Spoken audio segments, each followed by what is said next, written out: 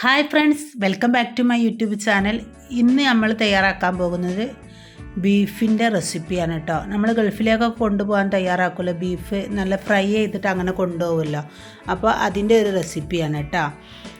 അപ്പോൾ നമുക്ക് റെസിപ്പി നോക്കാം. ഇപ്പോൾ ഇതാ ഞാനിവിടെ കുറച്ചധികം ചെറിയുള്ളിയും അതുപോലെ ഇഞ്ചി, വെളുത്തുള്ളി, വേപ്പിലൊക്കെ ക്ലീൻ ചെയ്ത് എടുത്ത് വെച്ചിട്ടുണ്ട്. അതുപോലെ തന്നെ നമ്മൾ 5 കിലോ ബീഫാട്ടോ എടുത്തിട്ടുള്ളത്. എല്ലും ലിവറും ഒക്കെ കൂടി ചേർന്ന ബീഫ് തന്നെയാണ് കേട്ടോ.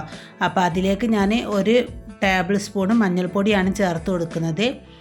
ഇതിലേക്ക് ഞാൻ 3 ടേബിൾ സ്പൂണ് കാശ്മീരി ചില്ലി പൗഡറാണ് ചേർത്ത് കൊടുത്തിട്ടുള്ളത്. മുളക് പൊടി ചേർത്തിട്ടില്ല കേട്ടോ. പിന്നെ അതുപോലെ തന്നെ ഇതിലേക്ക് 3 ടേബിൾ സ്പൂണ് നമ്മുടെ ബീഫ് മസാല ഉണ്ടല്ലോ, അതും ആവശ്യത്തിന് ഉപ്പും കൂടി ചേർത്തിട്ട് കൈകൊണ്ട് നന്നായിട്ടൊന്ന് മിക്സ് ചെയ്തെടുക്കുകയാണ്.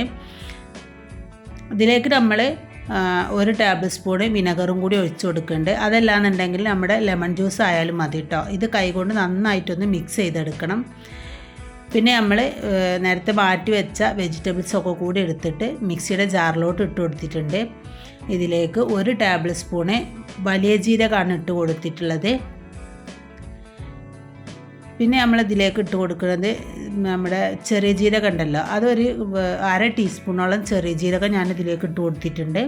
ഇനി നമുക്ക് കുരുമുളകാണ്, അത് ഏകദേശം 1 ടേബിൾ സ്പൂണോളം കുരുമുളകുണ്ട്. ഇതെല്ലാം കൂടി മിക്സിയുടെ ജാറിലിട്ട് നല്ല ഫൈനായിട്ട് അരച്ചെടുക്കുക. ഈ മിക്സി നമുക്ക് ബീഫിലേക്ക് ഇട്ട് കൊടുത്തിട്ട് കൈ വെച്ച് നന്നായിട്ടൊന്ന് മിക്സ് ചെയ്തെടുക്കണം. എന്നിട്ട് നമുക്കൊരു 1/2 അല്ലെങ്കിൽ 1 മണിക്കൂറോളം നമുക്കൊന്ന് റെസ്റ്റ് ചെയ്യാൻ വെക്കാം കേട്ടോ. അപ്പോൾ ഇതാ ഞാൻ 1 മണിക്കൂറോളം റെസ്റ്റ് ചെയ്തതിന് ശേഷം 2 കുക്കറിലായിട്ട് വെള്ളമൊന്നും ഒഴിക്കാതെ അതൊന്ന് വേവിച്ചെടുക്കുകയാണ്.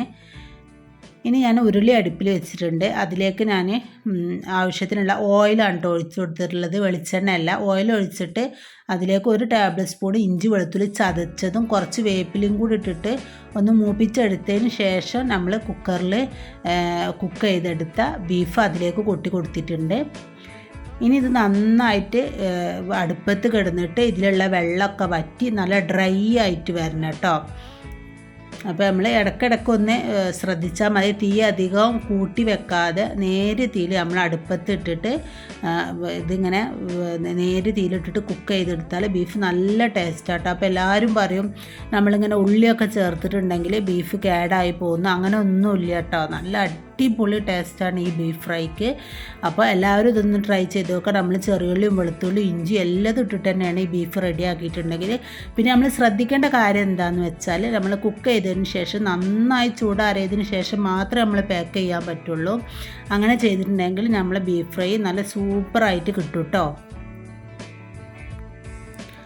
അപ്പോൾ ഇതേ രീതിയിൽ നിങ്ങളുടെ വേണ്ടപ്പെട്ടവരൊക്കെ ഗൾഫിൽ പോകുന്നുണ്ടെന്നുണ്ടെങ്കിൽ ഇതേ ഒരു മെത്തേഡിൽ നിങ്ങൾ ബീഫ് ഫ്രൈ ഉണ്ടാക്കി കൊടുത്തിട്ടുണ്ടെങ്കിൽ അടിപൊളി ടേസ്റ്റാണ്. എല്ലാവർക്കും നന്നായിട്ട് ഇഷ്ടപ്പെടും. അപ്പോൾ എല്ലാവരും റെസിപ്പി ഒന്ന് ട്രൈ ചെയ്ത് നോക്കുക. സബ്സ്ക്രൈബ് ചെയ്യാതെ കാണുന്നവരുണ്ടെങ്കിൽ ഒന്ന് സബ്സ്ക്രൈബ് ചെയ്ത് സപ്പോർട്ട് ചെയ്യുക. കൂടാതെ ലൈക്ക് ചെയ്യുക. നിങ്ങളുടെ ഫ്രണ്ട്സിനൊക്കെ ഷെയർ ചെയ്ത് കൊടുക്കാൻ മറക്കരുത് കേട്ടോ. നിങ്ങളുടെ അഭിപ്രായങ്ങളും നിർദ്ദേശങ്ങളൊക്കെ കമൻ്റായിട്ട് ഒന്ന് അറിയിക്കുക.